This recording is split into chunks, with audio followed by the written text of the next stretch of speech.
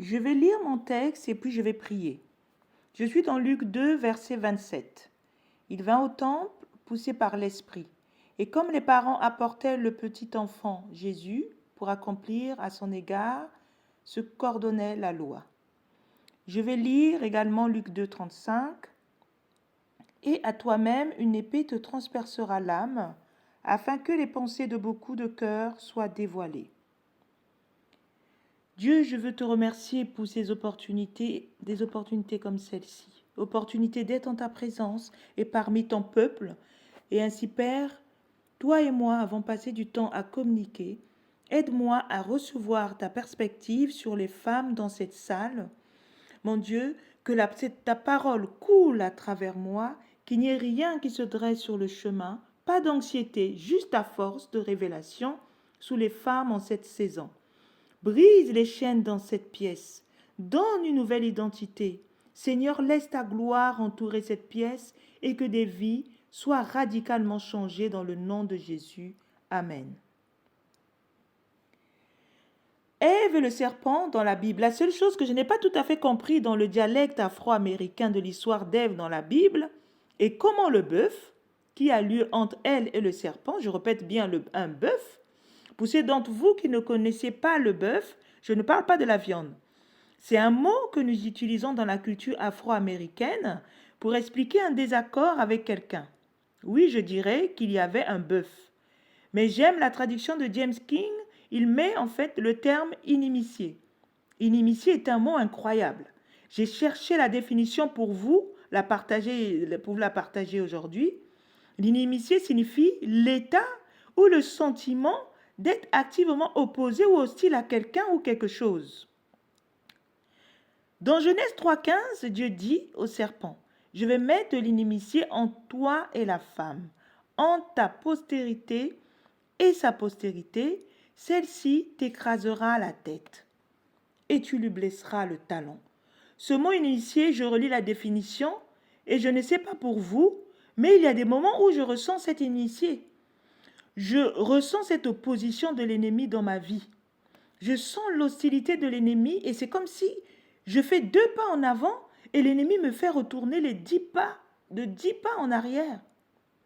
Je sens qu'à chaque fois que je commence à poursuivre cette vision et cette identité que Dieu a pour moi, l'ennemi envoie quelqu'un qui me rappelle qui j'étais ou la honte de mes erreurs passées.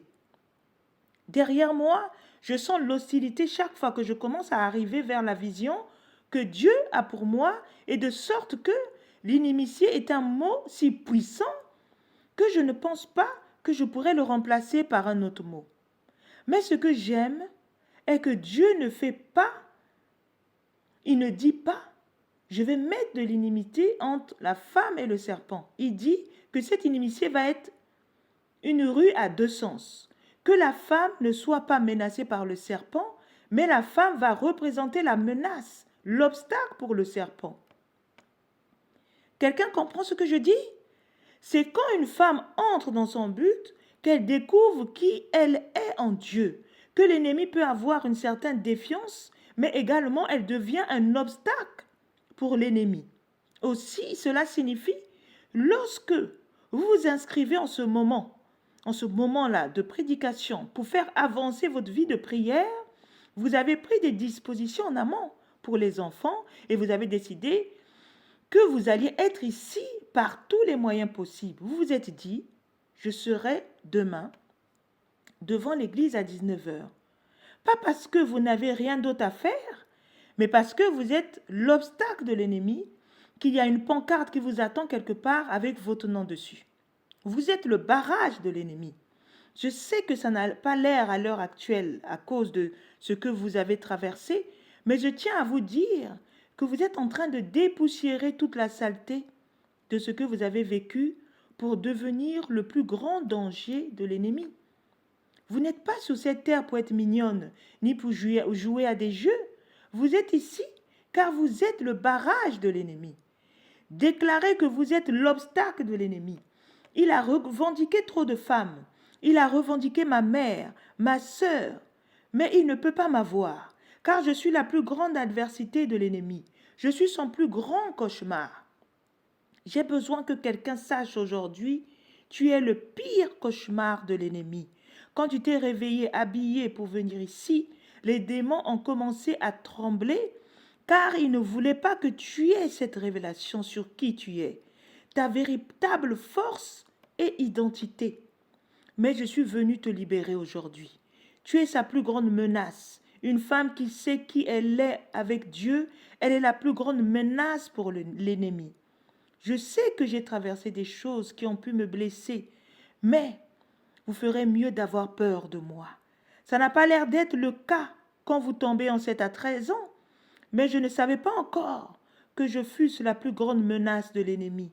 Ça n'a pas l'air d'être le cas quand vous êtes en instance de divorce, mais vous êtes la plus grande menace de l'ennemi.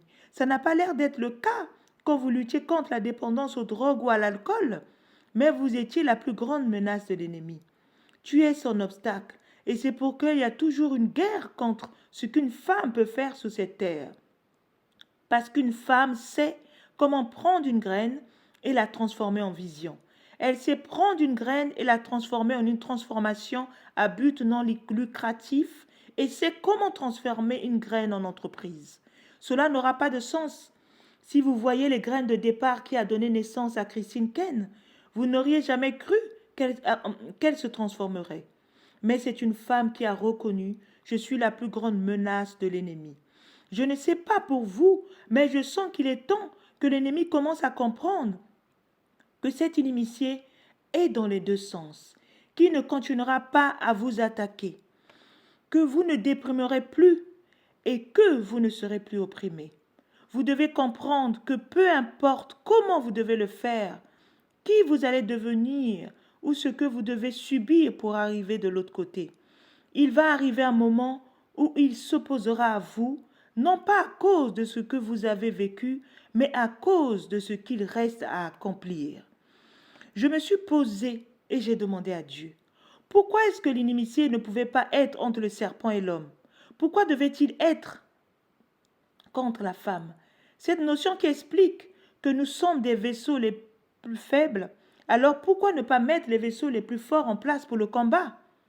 Mais quand j'étudie ma pensée et que je regarde le caractère de Dieu, et je crois de tout mon cœur qu'il ne fait rien par hasard, qu'il ne fait jamais d'erreur, cela signifie que lorsqu'il a mis l'inimitié entre la femme et le serpent, la femme et l'ennemi, il a mis entre la femme et l'ennemi, que ce n'était pas juste un combat équitable, que c'était un combat fixe.